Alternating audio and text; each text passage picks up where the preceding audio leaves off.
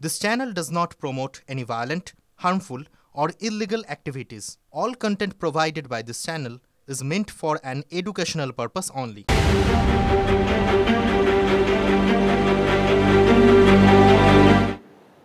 দেখছেন টিভি9 বাংলায় রয়েছে আমি শুভজিৎ মিত্র। ঘড়ির কাঁটা বলছে .2। এই মুহূর্তে বড় খবরের দিকে নজর রাখতেই হচ্ছে।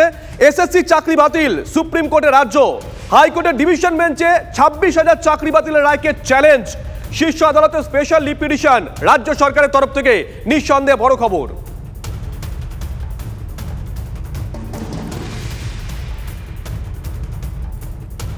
হাইকোর্টের রায় চাকরি খুইয়ে কান্নায় ভেঙে পড়লেন চাকরি হারারা।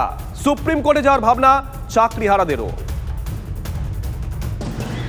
আমি এটুকুই বলতে চাই যে একজন যোগ্য প্রার্থীও যেন বাদ না যায়, একজন যোগ্য প্রার্থীও যেন এই প্যানেল থেকে বাদ না যায়, এটুকুই আপনারা দেখবেন।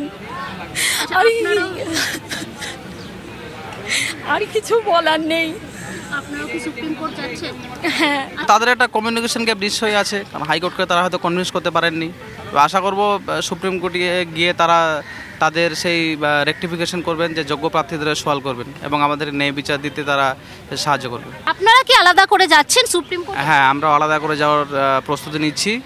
সেই জন্য আমরা এই ডকুমেন্টস কালেকশন করে পিটিশনার হওয়ার চেষ্টা করছি। আমার এখন মানসিক অবস্থা খুবই খারাপ, এখন আমি কথা বলতে পারছি না ম্যাডাম। আমি নিজে ব্যক্তিগতভাবে আমি প্রথমে ক্লার্কে চাকরি করতাম, সেটা ছাড়লাম। তারপরে প্রাইমারিতে বেটার অপশান প্রাইমারি পেলাম, সেটা ছাড়লাম। তারপরে হাই মাদ্রাসায় করতাম, হাই মাদ্রাসায় ছাড়লাম। তারপর এটা বর্তমানে 9-10-এ চাকরি করছি, সেখানে আমাদের বলছে এখন পুরোপুরি প্যানেল বাতিল। আমি আমার ওএমআর শিটে আমাদের পাবলিশ করেছিল 9-10-এ, সেখানে আমি 41 পেয়েছিলাম। রাজ্য সরকার তো অবশ্যই দায়ী। তেমন সিবিআই কী করছিল? সিবিআই তো দায়িত্ব দেওয়া হয়েছিল, কারা ম্যানিপুলেট করেছে, কি কোন কোন ওই তারা তো হার্ড ডিস্ক পেয়েছে, তাহলে তাদের তো দায়িত্ব ছিল। তাহলে এখানে কোনটা কাঁকর কোনটা চাল বাঁচার দায়িত্ব তাদেরও ছিল। আমরা পরীক্ষা দিয়েছি, তাহলে আমাদের কি দায়িত্ব আমরা ওএমআর শিট আমরা কাছে নিয়ে রাখবো? কি বলছেন শশী পাজা, কি বলছেন দিলীপ ঘোষ, শোনাবো back to back. Supreme court, high court, নির্বাচন কমিশন, গভর্নর করতে করতে ভোট পার হয়ে যাবে। মানুষ ভোট দিয়ে ওদেরকে পার্মানেন্ট বিদায় করে দেবে।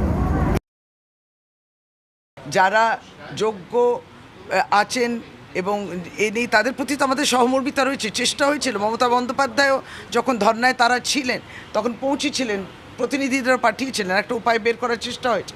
স্পিরিটটা বুঝতে হবে, রাজ্য সরকার কিন্তু সে চেষ্টাটা করেছে। তখন কারা গিয়ে আবার মামলা ঠুকে এসছেন এটাও তো দেখতে হবে। কেউ যদি কোনো রাজনৈতিক দল রাজনৈতিক কারণে মামলা করে আরও ক্ষতি করেছেন এনাদের। এদিকে হাইকোর্টের রায়ে চাকরি খুঁয়ে অবস্থানে চাকরি হারারা। অযোগ্যদের অনিয়মের দায় কেন যোগ্যদের ঘাড়ে? প্রশ্ন তুলে ভোটের বাংলায় নতুন আন্দোলন। শহীদ মিনার চত্বরে বিক্ষোভ, অবস্থান।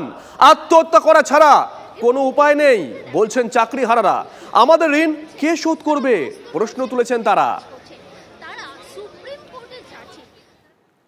আমরা এখন সবাই মিলে দলে দলে গিয়ে আত্মহত্যা করবো, গায়ে কেরোসিন তেল ঢেলে কমিশনের সামনে সামনে আমরা গিয়ে সুইসাইড করবো, এছাড়া আমাদের আর রাস্তা কী আছে? আমরা যোগ্য ক্যান্ডিডেট। আজকে আমাদের কোনো আত্মপক্ষে সমর্থন দেওয়া হয়নি। আজকে 5,000 জন না 6,000 জন চুরি করেছে, তার জন্য টোটাল 19,000 যোগ্য ক্যান্ডিডেটদের ওপর এই খাড়া নেমে আসলো। আমরা কিছু জানতেই পারলাম না। আমার পার্সোনালি আমার 10,000 টাকা লোন চলে, কদিন পরে স্যালারি বন্ধ হয়ে যাবে, কারণ অলরেডি ক্যান্সেল হয়ে গেছে। কিসের উপর আমাকে স্যালারি দেবে? কে নেবে এই দায়িত্ব? তা সুইসাইড করা ছাড়া তো উপায় নেই আমাদের। কালকে কি করে চলবো সেটা আজকে ভাবতে হচ্ছে। কিছু কিছু লোক তো বাড়ি কিনেছে, জমি কিনেছে, লোন নিয়েছে। আমি না খেলে চলবে? আমার লোনের টাকাটা যখন কাটবে তখন আমি কি করব? আমি কোথায় পাবো? অনিশ্চিত, পুরোটাই অনিশ্চিত। কি হবে তখন?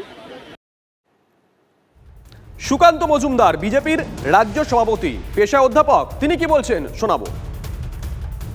দায়িত্ব মুখ্যমন্ত্রী যদি যারা যোগ্য তাদের নামটা বাদ দিয়ে যারা অযোগ্য তাদের লিস্টটা যদি দিতেন আদালতের কাছে, এসএসসিকে বলতেন দাও ভাই তোমরা দিয়ে দাও, ভুল হয়েছে ক্ষমা চেয়ে নিচ্ছি, মাপ চেয়ে নিচ্ছি, যা শাস্তি দেওয়ার দিন, কিন্তু যোগ্য যারা তাদের চাকরিটা বেঁচে যাক, তাহলে তো এই অবস্থা হতো না। মুখ্যমন্ত্রী ইচ্ছে করে এই 5,000 লোক যারা পয়সা দিয়ে চাকরি পেয়েছে তাদেরকে বাঁচানোর জন্য যোগ্য যারা তাদেরকে ঢাল হিসেবে ব্যবহার করছে, শিখণ্ডী হিসেবে ব্যবহার করছে। চলুন একটা ছবি দেখাবো, ধর্মতলার ছবি। আপার প্রাইমারিদের বিক্ষোভ, ধুন্ধুমার সেখানে পুলিশ বাধা দিতেই তীব্র প্রতিবাদ। 10 বছরেও মেলেনি হকের চাকরি। আর কতদিন তারা প্রশ্ন তুলছেন, পিচ গলা রোদে রাস্তায় শুয়ে প্রশ্ন করছেন চাকরি প্রার্থীরা। ছবি দেখাচ্ছি আমরা, একই সঙ্গে দুটো ছবি আমরা দেখাচ্ছি, দুটো মুহূর্তের ছবি। চাকরি প্রার্থীরা মিছিল করছেন, এই রোদের মধ্যে রাস্তায় শুয়ে তারা প্রতিবাদ করছেন, বলছেন 10 বছরেও তাদের হকের চাকরি মেলেনি, কেন মিলছে না, কবে মিলবে, তারা প্রশ্ন তুলছেন।